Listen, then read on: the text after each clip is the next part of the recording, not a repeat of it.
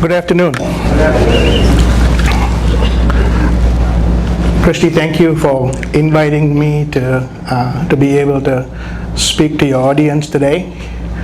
And thank you for all of you who are here, because this is an extremely busy time, right? As kids are going back to school, there's a lot of changes that are going on as fall is upon us. So I appreciate the fact that you came out to listen to me speak. I was asked to speak on servant leadership. Is there a show of hands as to who is familiar with servant leadership, who you think practices servant leadership, and for those of you that this might be a fairly new concept? Good. When I heard about that, I got extremely excited that I was asked to speak on servant leadership. The next thing I did, I called Governor Chris Christie's office. And I thought, what an excellent opportunity for him to come and hear me speak. So I got a hold of his office and I said to the office, hey, I'm speaking on servant leadership on such and such a date. I would love for the governor to come and hear me speak. I'm sorry to disappoint you. I'm disappointed myself that he is not here to hear me speak. I think he would have picked up on a couple of things today. Interesting topic. I think it's easy to recognize when the absence of servant leadership. I think it's a little bit more of a difficult task to be able to define what servant leadership really means. I'm going to spend hopefully the next 15 minutes talking to you about that. And as I prepared, I thought I would go back to my roots. For those of you who know me, I'm originally from the beautiful island of Sri Lanka. It's shaped like a teardrop, right? Beautiful beaches. It's known for its Ceylon tea. It's a black tea that has got fantastic aroma, right? It's got the blue sapphires and the rubies that bring a huge smile to a lady's face. And the other thing that it's known for is coconut, right? I put coconut on my head, on my feet, I drink it, right? Coconut rum is pretty good, right? And it's coconut everything today. It's in your shampoo, it's in your soap. It hasn't helped me with growing hair, but it does do a lot of other stuff, right? And as I thought about Sri Lanka and the way that I grew up, I came here when I was 22 years old. But one thing was constant. From the day that I was born till I left when I was 22, I came here to go to a small community college in Michigan, very similar to what Rowan BCC is here. Rowan BCC is much larger in footprint right now, but I came here when I was 22 years old. One of the things that was prevalent when I was growing up was that we always had a servant in the house. And this servant, and sometimes we had more than one servant. Now, before you have a wrong impression of me, I grew up in the middle class.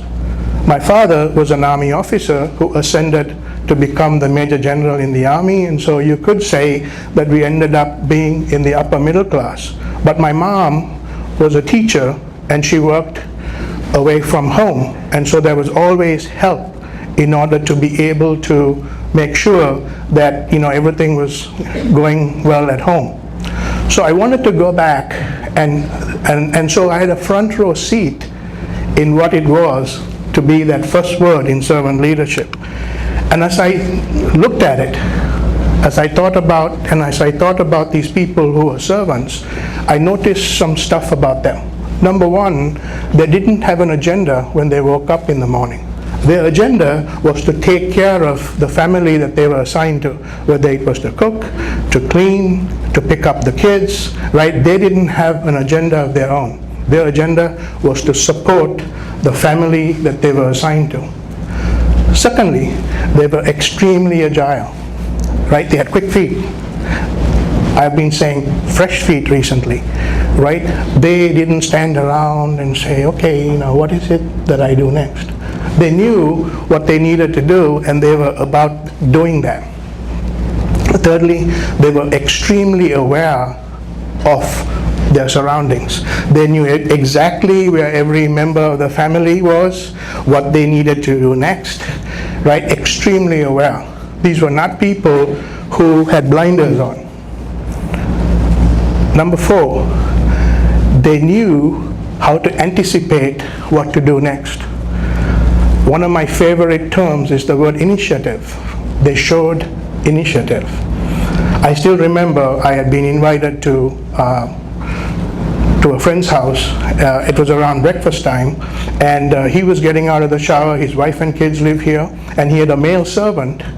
And I saw that he had actually laid out the clothes that my friend was going to wear. I was like, wow, I need this guy in my house. I want to shout out to my daughter Maya here, who is here. She's 14 years old. I have a friend who comes home sometimes to smoke a cigar with me. You know, comes after dinner. Guy by the name of Harold, really good buddy of mine. About 10-15 minutes later, after he arrives, my daughter always shows up with a cup of coffee. She knows exactly how he takes his coffee. A little bit of milk, 4 sugars. Brings a huge smile to my friend Harold's face. The word anticipate. They always accommodated you. They could be in the middle of doing something, right? But if you ever approached them, right, they stopped what they were doing and attended to you.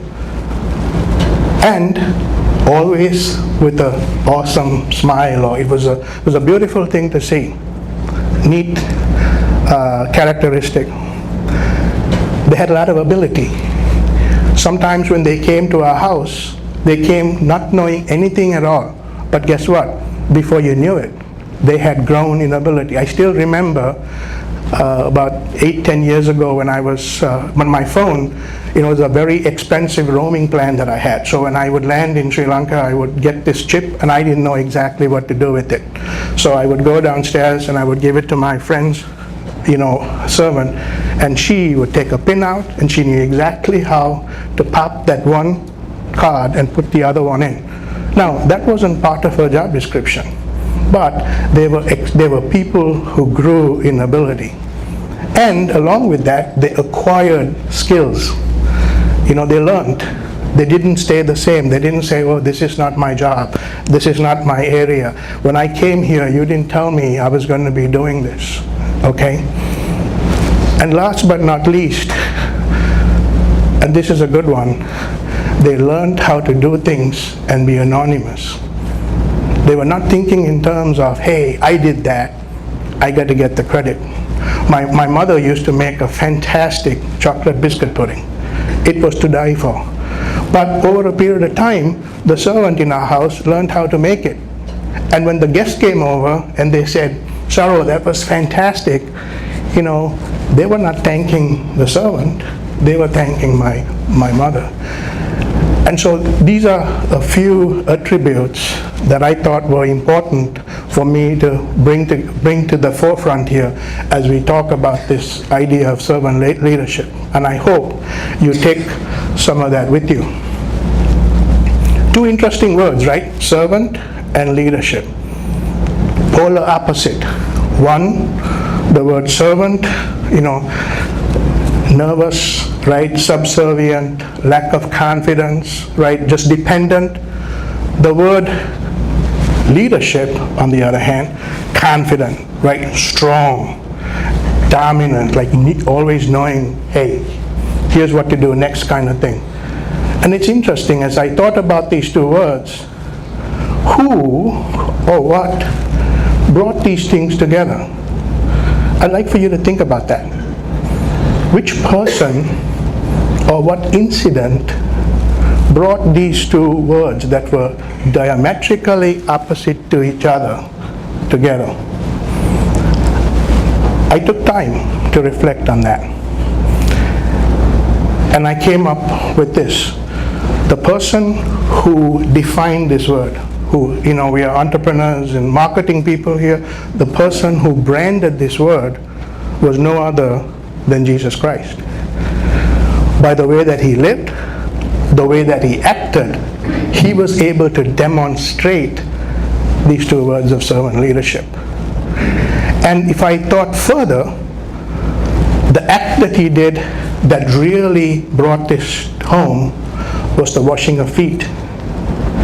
Now, all of you are getting a little serious on me. So,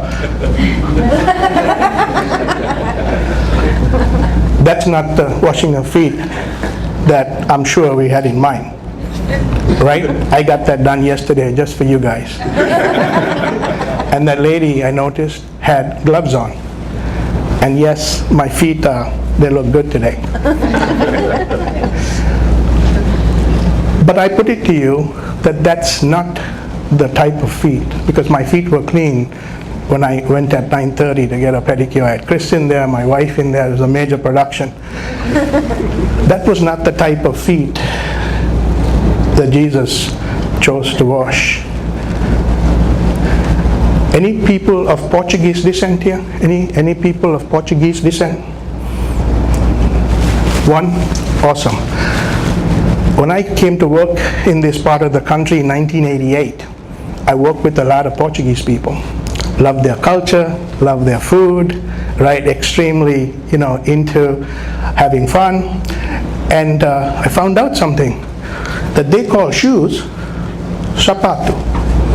I was like, wow, that's incredible.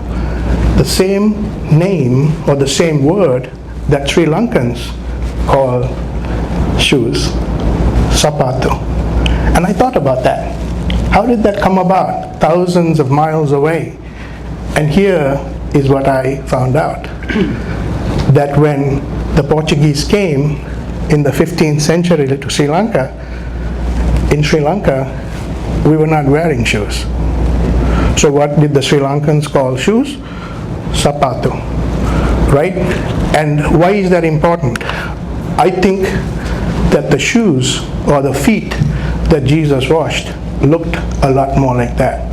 Because if you think about that day, right, there was no transportation, there was no Uber that you could call up. Right? If you think about, when you're working with people, like people who work with their hands tell a story, don't they? Right? And the same thing is true about that day and feet, that those feet tell a story. Let me take you a little bit deeper into what Jesus was doing when he was doing this. Oh, before that, interesting factoid. There are more people that die of snake bites for the same similar landmass in Sri Lanka than any other landmass like that. Why is that? Because in the villages in Sri Lanka, people are still walking either with using their feet or barely using slippers. And so guess what, at night, right, and we're not talking highways here, we're talking villages with small little pathways, and even today people are killed by snake bites. I thought I would leave that with you. Back to Jesus and what he did, right? I looked at what he did. He was being hospitable when he was washing the feet of those people. He was making them feel comfortable. Right? I went back and looked at it and said, hey, was this a one-off, or was this something that was practiced in Judaism? And I got some mixed reviews. I called some Jewish scholars, and really there is no precedence for washing other people's feet. People wash their own feet, right? Because it was a dirty road, dusty road, so people were washing their own feet, not necessarily washing somebody else's feet. There's one place in Genesis chapter 18, Abraham, who's the father of faith, whether you're a Muslim, you're a Christian, or Judaism, right? Those three religions, start off with Abraham. He actually washed the feet of visitors when they came by. These were unexpected visitors. He stopped what he was doing. He was going to prepare them a meal, but before he did that, he washed these feet. So this is exactly what Jesus was doing in making them feel welcome and making them relax. Secondly, Jesus was very discerning. These were 12 men, right? They were all jockeying for positions. Who was going to be the succession plan, right? who's going to be the next president, right? Who's going to have the corner office? Who's going to sign checks, right? Who's got access to the money? Who's going to have that parking lot, right? That was the kind of stuff that was in people's minds. In fact, there is some speculation that Judas actually thought that when Jesus was talking about a kingdom, that this kingdom that he thought was happening here and now, that they were going to overtake the Roman Empire, and Jerusalem and Israel, they were going to be in charge again. So Jesus was discerning, and he knew that he had to use something to get these people's attention. That in his understanding of leadership, it was not this strong, confident, dominant person, but somebody who was willing to be a servant. Somebody who was willing to be able to wash feet. He was using this from an action. He was not just not talking about it, he was acting out this lesson. He was mentoring. I would say that he was also being transparent. This was his team, right? He was going to take them into another dimension. He was going to go. He was going to talk to them about, hey, you know what, after I go, this is what you're going to be doing. You know, you're going to be drinking some wine, and you're going to be partaking of some bread in remembrance of me. I'm not going to be here. I'm not going to be here the whole time. And so before he actually challenged them with the mission, he wanted to make sure that their hearts were right. Jesus was somebody who was extremely accessible, right? There are story after story when people came to him and the handlers tried to keep them away. He said, no, let them come, right? They need to come. He showed access. And last but not least, he was extremely confident. He was confident in himself. He knew where he came from.